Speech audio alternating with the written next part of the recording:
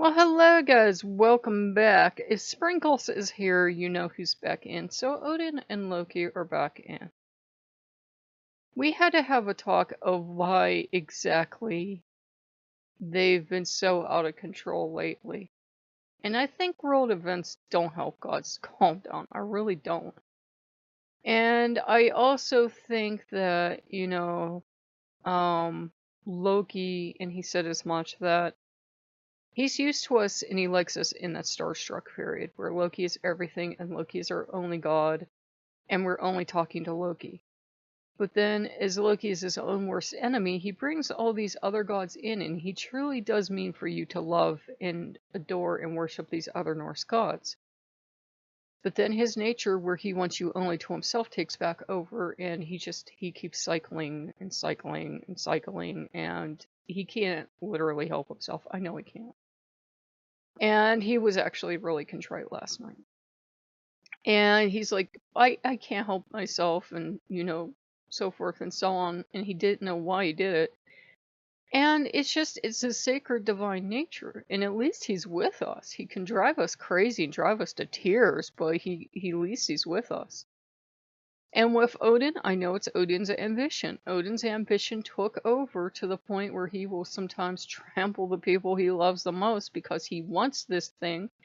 And you're not getting in his way. It's not like he hates you or he wants to hurt you, but he wants it so bad he'll go right through you. And he'll turn around and look at you and be like, oh.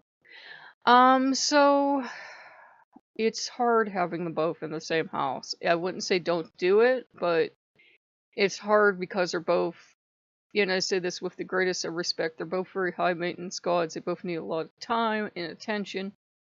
And it was not their finest hour lately, but at least they apologized and at least they were there for me.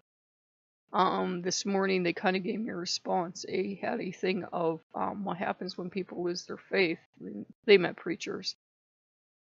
And these people lost their faith in their God, and we all have points where we lose faith, but these people completely stopped, and they were preachers, mind you. I would assume they know that the Bible is divinely inspired at best.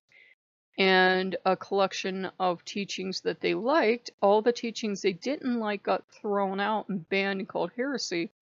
So you could actually have your pick of the litter if you knew where to look and you knew how to find all these other teachings. You could make up your own damn mind. But they chose not to do that because they could not believe this book literally, word for word. They lost their faith. And as a final ditch effort, and I'm not sure why, which was why, the paranoid person in me was like, did they just make this up? They went to some place and they expected to find the long lost Christians, and they found normal everyday people dressed in normal everyday clothes going to church, and that killed their faith. And I'm like, seriously? Honestly? You lost your faith over that? Becker, yeah. Don't help. That's sad.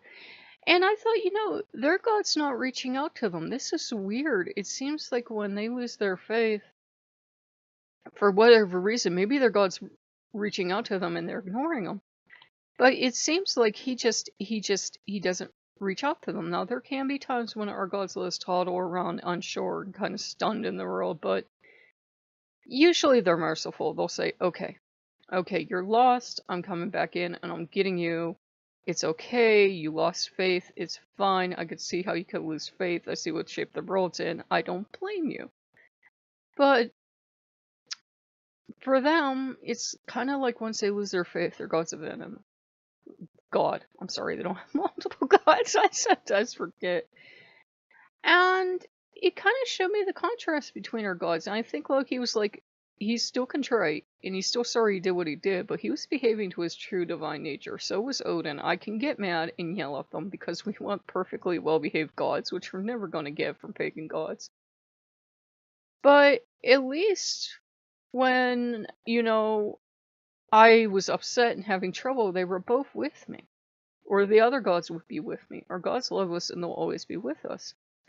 Now, it doesn't mean that we'll always have a storybook ending, and that's the difference between our faith. Christians teach everything will be perfect as long as you do what God says.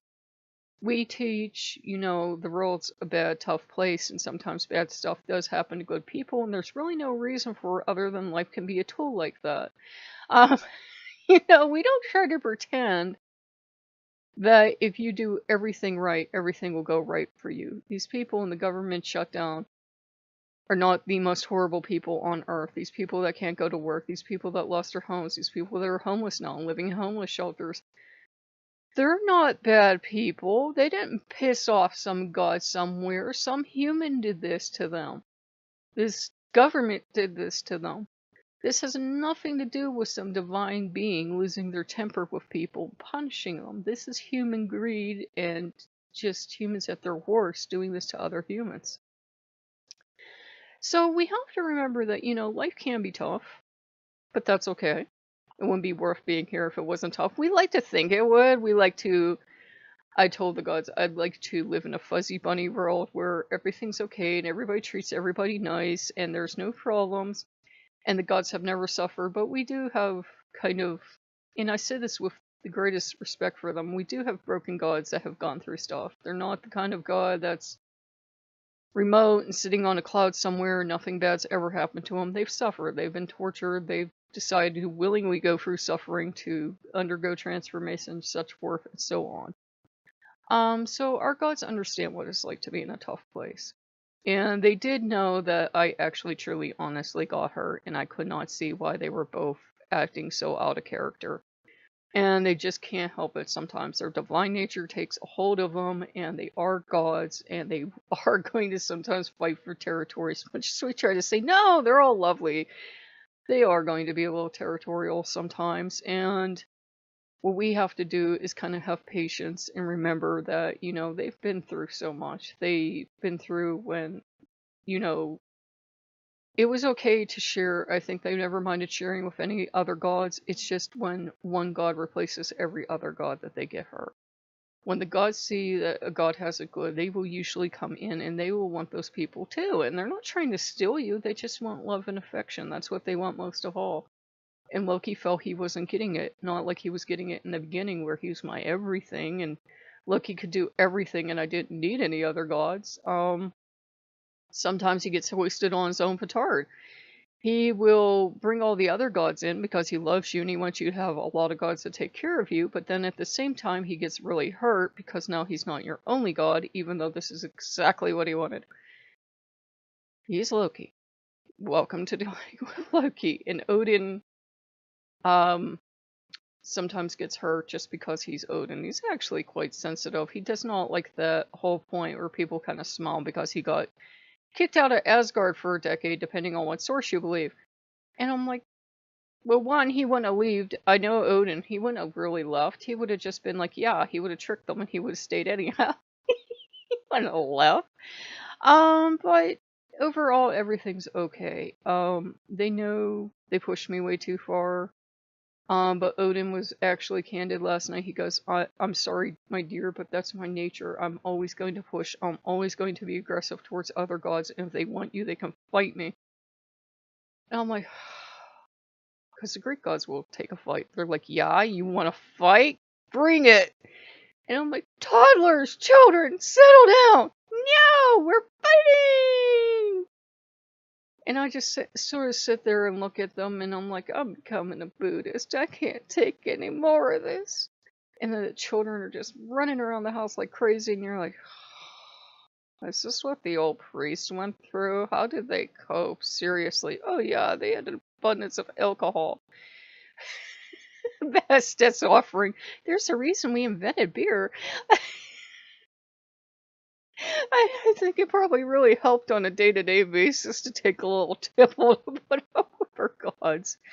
But, we have to be grateful. As bad as they were, as painful as it was, at least they're involved in my life. It's not like they're these remote gods where if I go through a crisis of faith or I'm having a breakdown because all this crap's happening in the realm, there's not a damn thing I can do about it. I mean, we could do magic prayer, but you know what I mean. They'll be there for us. They can't give us easy answers. They won't give us hollow promises. Sometimes Loki go, yeah, sure, everything will be okay. And he's like, because you don't know. But at least they'll be with us, and it doesn't matter if they're not all powerful. I think we're kind of blessed to see limited gods because then it makes sense when stuff goes straight to wherever. Um, I don't think any deity is all powerful. I would love for them all to be all powerful and all to be able to do everything, but we know our gods. We know our gods love us, and if they could prevent every bad thing that happens to us in life, they would. I don't think there's a master plan. I think they set up nature and they put humans in it, and like 5 seconds after the first humans had evolved and got hurt, they were like, "Ooh, didn't think this through. Thought it would be different for them." I'm getting like, "Yep, pretty much." So I just think, they don't have the ability to see everything that's coming, but that's okay. They'll still be with us, even if disaster strikes. They'll still be with us. So I know that's not the comforting fuzzy wuzzies that they will give you in church, but that's kind of the honest thing we have in paganism of, yeah, disaster can strike. Yeah, our gods can be terrible, crummy gods sometimes and behave like total brats, but they'll still be with us, they'll still have our backs, they'll still love us. They're not perfect in the sense of they would never do that. Yes, they would, but that's okay. It doesn't mean they're less perfect, that just means their divinity is not what we were sold in a package, a sanitized, clean package of divinity they sell you in church where he's always perfect. He can never mean you wrong. He would never do anything bad. Our gods are naughty on a daily basis, and the wind's really picking up, so I think Odin's trying to get my attention. But if you guys like what you see, like, comment, subscribe, and I'll see you later. Bye-bye.